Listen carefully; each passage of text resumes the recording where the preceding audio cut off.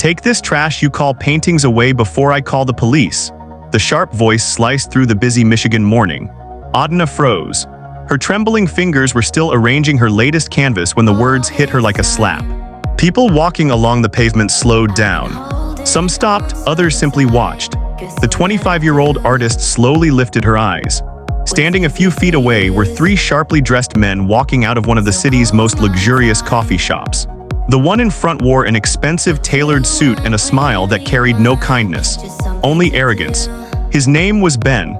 He looked at the colorful paintings spread carefully beside the sidewalk as though they were garbage. "You heard me," he barked louder. "This isn't a flea market. My father's cafe serves executives, lawyers, and wealthy clients. They don't come here to stare at cheap street paintings." Adana swallowed. She had heard insults before. She had learned that poverty often came with humiliation. But every painting lying on the pavement represented nights without sleep, meals she had skipped, dreams she refused to abandon. Each brushstroke carried a purpose far greater than herself. She wasn't painting to become famous. She wasn't painting for attention.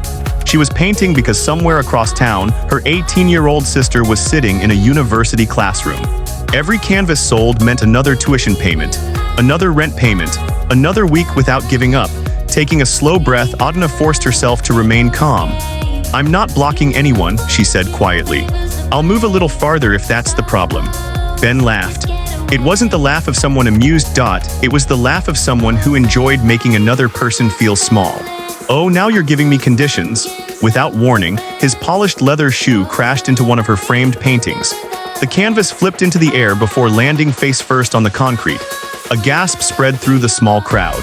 Adana's heart stopped. Months of work ruined in seconds. She rushed forward, carefully lifting the damaged painting with shaking hands. Her eyes watered, but she refused to cry. Not here, not in front of strangers. Ben wasn't finished. He kicked another painting, then another. Frame splintered. Paint scraped against rough pavement. Colors she had spent countless hours blending were now smeared with dirt and footprints. "You artists are all the same," Ben sneered. "Always expecting sympathy instead of getting real jobs." The crowd remained silent. Some looked away, others secretly recorded with their phones. Nobody stepped forward, nobody, until a calm voice cut through the tension. "Ben."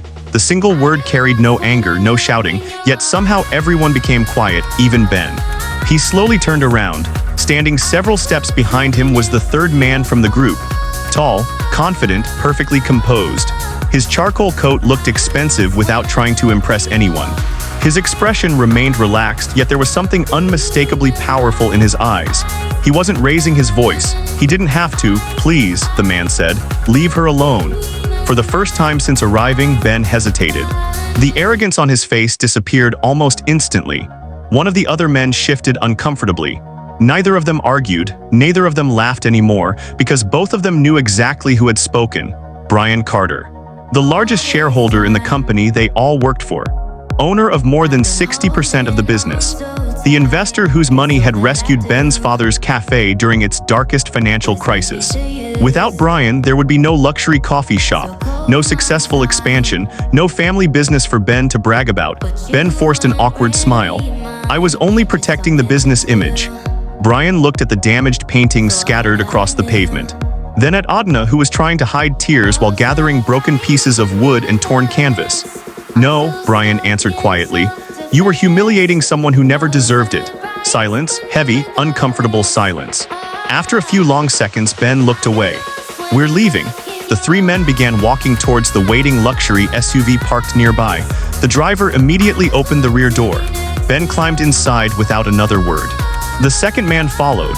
Brian took 2 steps toward the vehicle, then stopped. He looked back at the young artist kneeling on the pavement, carefully brushing dust from a painting she clearly couldn't afford to replace. Something in that moment refused to let him leave. He slowly closed the SUV door. "You two go ahead," he told his friends calmly. "I'll catch up later." Ben stared at him in disbelief. You're staying?" Brian never answered. Instead, he turned around and began walking back toward the woman whose broken paintings had somehow captured his full attention. Brian stopped a few feet from Adana. For a moment, neither of them spoke. The noise of passing cars, distant conversations, and the hiss of the espresso machines inside the cafe faded into the background. Adana remained on one knee, carefully gathering the broken pieces of her wooden frames. One corner of a canvas had torn completely away. She gently ran her fingers across the rip, as if somehow she could erase what had happened. Brian quietly removed his suit jacket and folded it over one arm. Without asking for permission, he crouched beside her. He reached for a broken frame lying near the curb. "I'm sorry," he said softly. Adana immediately took the frame from his hand. "You don't have to do this, I know, but I'd still like to." She looked at him carefully for the first time. Unlike the others, there was no mockery in his face, no pity either, just calm sincerity. "You stopped him," she said after a long pause. "So thank you," Brian nodded. "I should have stopped him sooner." Adana gave a faint smile. "No one ever steps in." "You did, that's enough." They continued picking up the damaged paintings in silence. After a minute, Brian lifted one canvas that had escaped Ben's shoes. The artwork showed an elderly black couple sitting together on a weathered porch at sunset. The wrinkles on their faces carried decades of laughter, sacrifice, and unconditional love. The golden evening light reflected beautifully in the old man's eyes. Brian stared at it. "This is incredible." Adana looked away, slightly embarrassed. "It doesn't sell," he frowned. "What? People prefer paintings that match their living room furniture." She gave a small shrug. "They don't usually buy stories." Brian studied the painting again. "I think they're missing the point." For the first time since Ben's attack, a genuine smile escaped her lips. Small, brief, but real, Brian noticed it, and somehow that tiny smile felt more valuable than every business deal he had closed that year. "What inspired this?" he asked. Adana looked at the painting before answering. "My grandparents, they raised me after my parents passed away. They taught me that love isn't measured by expensive gifts, it's measured by who stays when life becomes difficult." Brian remained silent. Those words settled deep inside him. He had spent years surrounded by luxury. Private jets, board meetings, exclusive parties, people constantly wanting something from him. Yet hearing her describe love in one sentence made him question whether he had ever truly understood it. "What about you?" she finally asked. "What inspired you to stop?" Brian smiled lightly. "My mother." Adana looked surprised. "When I was 10, he began, she saw a homeless veteran being mocked outside a grocery store. She didn't argue. She simply walked over, bought him dinner, and sat beside him while he ate. I asked her later why she embarrassed herself. "What did she say?" Adana asked quietly. Brian looked towards the busy street. "She told me, character is what you do when nobody is rewarding you for it." Adana slowly nodded. "She sounds like a remarkable woman." She was. The smile on Brian's face faded gently. "We lost her 8 years ago. I'm sorry." "So am I." Silence returned, not the uncomfortable kind, the peaceful kind. The kind shared by two strangers who had unknowingly revealed pieces of themselves. Brian carefully stood and dusted off his trousers. "I'd like to replace every painting Ben damaged." Adana's expression immediately hardened. "No, you don't even know the cost." "I said no." Brian blinked, surprised by the firmness in her voice. "I wasn't trying to offend you. I know." "Then why refuse?" She folded the remaining canvases into a worn canvas bag before meeting his eyes. "Because today it's money, tomorrow it's expectations." "I've learned those two usually arrive together." Brian didn't answer. There was wisdom in her words, the kind of wisdom that only came from being disappointed too many times. She lifted the heavy bag onto her shoulder. "I appreciate what you did, I really do, but I don't need anyone rescuing me." Brian watched her begin walking away. Every instinct told him to let her go. She had made herself perfectly clear. But another part of him, the part that had been strangely awakened the moment he saw her protecting those paintings, refused to believe their paths were meant to end after only a few minutes. He smiled to himself, not because he had a plan, but because, for the first time in years, he had met someone completely unimpressed by his wealth. As Adana disappeared into the afternoon crowd, Brian quietly slipped one small object into his pocket. It was a paintbrush, old, worn. Its wooden handle was stained with layers of dried color. It must have fallen while they were gathering the broken paintings. He looked in the direction she had gone. "I guess," he whispered with a smile, "I'll have to return this." Neither of them realized it then. That forgotten paintbrush was about to change both of their lives forever. The following morning, Brian arrived at his office almost an hour later than usual. His executive assistant, Melissa, looked up from her tablet.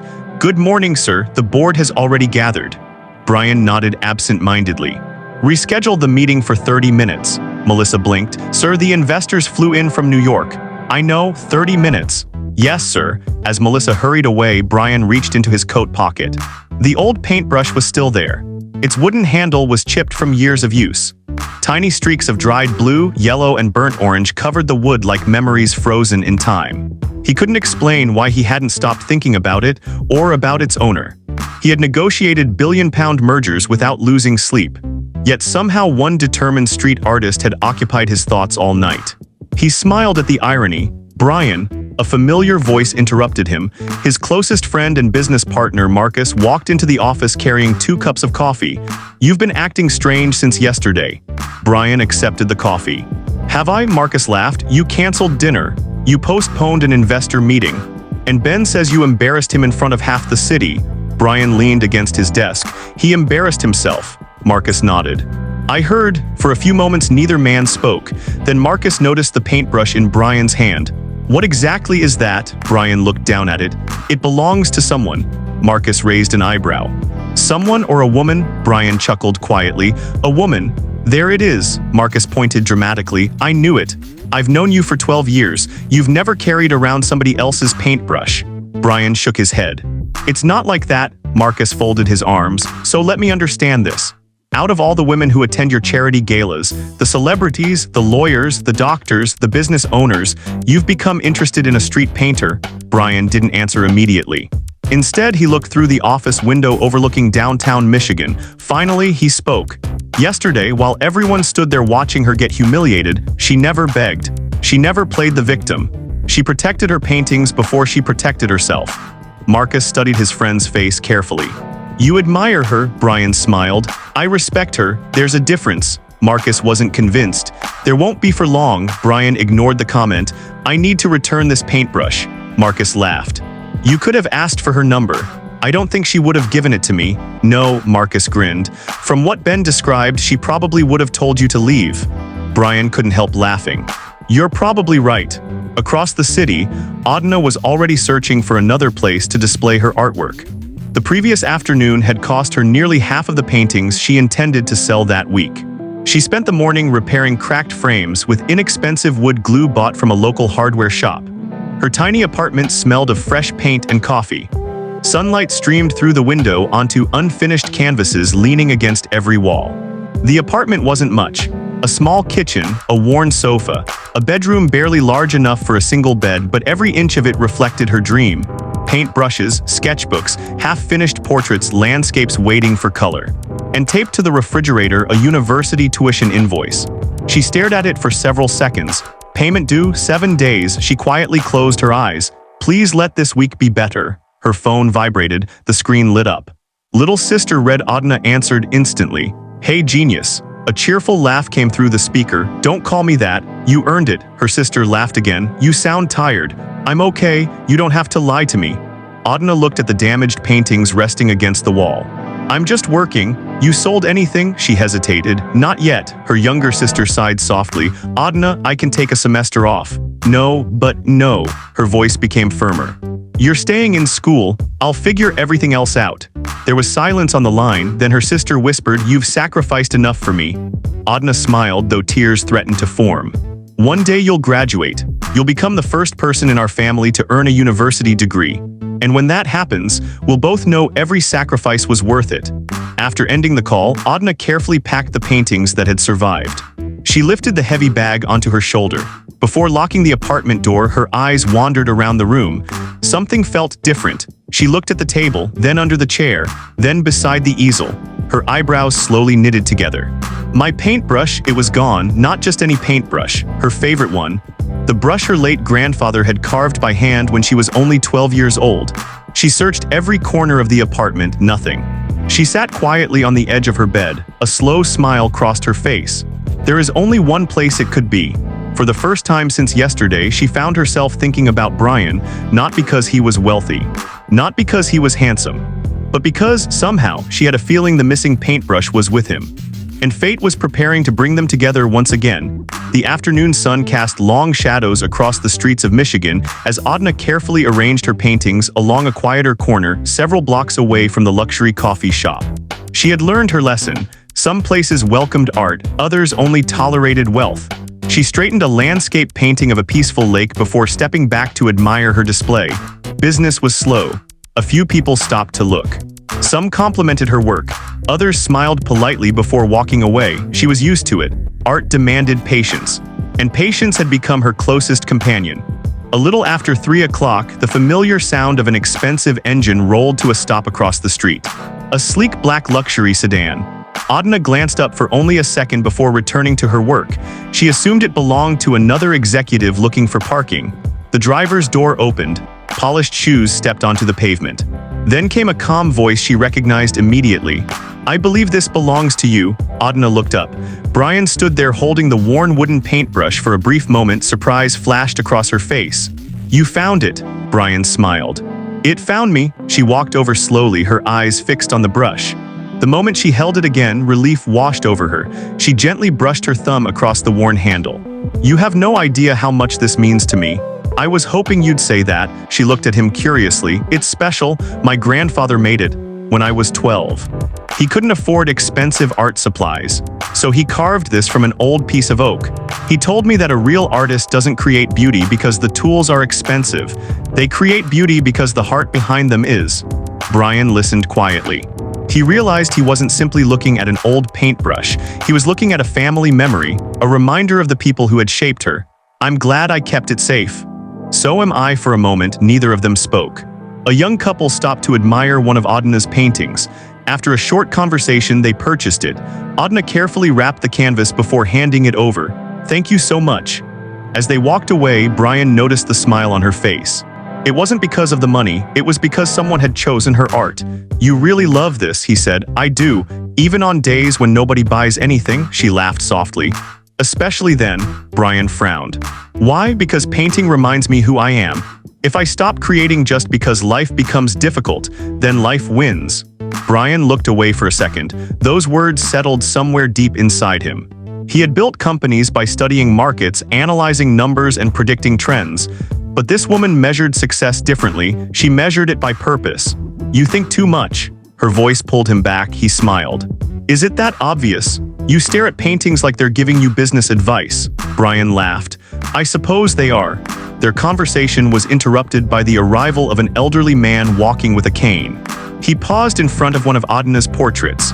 It showed an older black woman reading a Bible beside a window while morning light rested gently on her face. The old man's eyes filled with tears. "She looks exactly like my wife." Adana smiled warmly. "I'm honored it reminded you of her." The man reached into his wallet. "I'll take it." He counted his money, then stopped. His shoulders dropped. "I'm 30 pounds short." "It's all right," Adana replied kindly. "You can come back another day." The elderly man sighed. "I've been saying that for 3 weeks."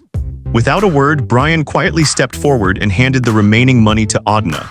The old man looked embarrassed. "I can't let you." "It's a gift," Brian interrupted gently, "from one husband to another." The elderly man's eyes watered. He shook Brian's hand with both of his. "Thank you." As the man carefully carried the portrait away, Adana turned towards Brian. "You didn't have to do that." "I know, you keep saying that, because it's true." She folded her arms. "Do you always solve problems with money?" Brian paused. The question caught him off guard. "I suppose I've spent most of my life believing money could fix almost everything. And lately I'm beginning to realize it can't." Adana nodded slowly. "My grandfather used to say something similar." "What did he say?" He said, "Money can buy a painting, but it can never buy the story that inspired it." Brian smiled. "I think I would have liked your grandfather." "You would have." She looked at him for a long moment before asking, "Can I ask you something?" "Of course." "Yesterday, when your friends drove away, why did you stay?" Brian didn't answer immediately. He looked around at the paintings dancing gently in the afternoon breeze, then back at her. "Because everyone else saw someone selling paintings. I saw someone refusing to let life steal her dignity." Adana lowered her eyes. No expensive compliment, no smooth line, just honest words. For reasons she couldn't explain, they touched her heart. A silence settled between them, comfortable rather than awkward. Then Brian glanced at the portrait easel beside her. "I have a question," she smiled faintly. "I'm listening." "Would you ever paint someone who can't even draw a straight stick figure?" She laughed, a genuine, effortless laugh that turned heads from people passing by. "I might." "What would it cost?" "It depends." "On what?" She looked him directly in the eyes. "Whether they want a portrait, or whether they're just looking for an excuse to spend more time with the artist." Brian couldn't hide his smile. For the first time since they met, Adana hadn't pushed him away. And for the first time, she was the one teasing him. Neither of them realized it yet, but something had quietly begun to change, not because of wealth, not because of sympathy, but because two guarded hearts had started recognizing something familiar in each other. Over the next several weeks, Brian found reasons to walk through the same street almost every afternoon. Sometimes he arrived with a cup of coffee for himself, sometimes with nothing at all. He never interrupted Adana while she worked. Instead, he stood quietly watching people admire her paintings, occasionally helping her carry a canvas or chatting with customers when she became busy. What surprised Adana most was that he never mentioned his wealth, never boasted about his businesses, never tried to impress her. He simply showed up. One afternoon, as the sun dipped low over the city, Brian looked at a portrait she had just finished. "You know," he said with a smile, "I've never had my portrait painted." Adana laughed. "I find that hard to believe." "It's true, so what stopped you?" "I never met an artist whose work could tell a story." She looked at him suspiciously. "That sounds rehearsed." "It isn't." She folded her arms, pretending to think. "If I agree, you'll have to sit still for several hours. I've survived 12-hour board meetings." "I think I can manage," she smiled. "It won't be cheap," Brian nodded. "I expected that." She took out a small notebook and wrote down the price she normally charged for large commission portraits. When Brian looked at the amount, he smiled.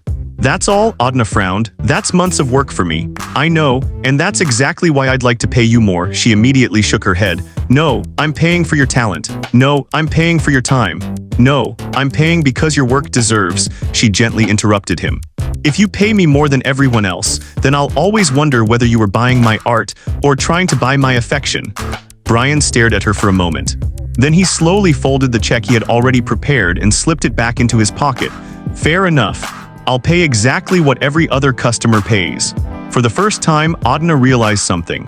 He wasn't disappointed because she had refused his money. He was impressed that she had. A week later, Brian arrived at her small apartment for the portrait session. He looked around quietly. The home was modest. Paint-covered easels filled one corner. Finished canvases leaned against every wall. A tiny dining table had been turned into a workspace covered with pencils, brushes, and color palettes. There were no signs of luxury, only hard work. As Adana prepared her supplies, Brian's eyes landed on a framed acceptance letter hanging beside the refrigerator.